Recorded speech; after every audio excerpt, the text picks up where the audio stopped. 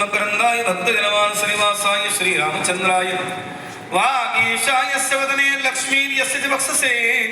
यस्यास्ते हृदये संवित्तनृसिंहं भजे ऋणु झुणु झुणु ऐसा वाजविसी वेणु सुंदर तू श्यामतनु अलंकापुरी उभा अससी जनकसुता जगजननी जानकी अतिशय प्रिय करुणा निधान की ताके जुगपद कमल मनावू जास कृपा निर्मल मति पावू आये हनुमंत विराजी कथा कहू मति अनुसार प्रेम सहित गादी धरू पधारिये पवन कुमार भक्त भक्ति भगवंत गुरु चतुर नाम बपू एक इनके पद वंदन किए नासे विज्ञानी जेथे आठविती स्वामी चेते पाय उत्तम ते ठाय रम्य स्थळ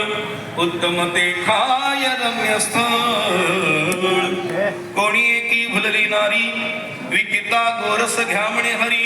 देखिला डोळा बैसला मनी तुझी वदनी उच्चारी आनंद कृपा मूर्ती श्रीमंत भगवान कोणी कृपा करतो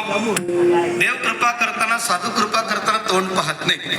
देव आणि साधू श्री गुरु कदाचित श्री गुरु तोंड पाहून तरी कृपा करतील कारण गुरु हा संत पळीचा राजा गुरु हा प्राण विसावा माझा गुरु विण देव तुझा पाहता नाही त्रैलोकी गुरु पात्र पाहून ज्ञानदान करतात संत अपात्रालाही पात्र करतात संत अपात्राला पात्र करतात आणि मग दान करतात असा एक स्वभाव आहे देव तर पात्राचा विचारच करत नाही तुझे अवदारी जाणो स्वतंत्र देताण म्हणसी पात्र पात्र कैवल्य ऐसे पवित्र वैरी ऐंदरी देव कैवल्य देतो पण ज्ञान देत नाही लवकर आणि कदाचित ज्ञान देईल पण प्रेम देत नाही विठाला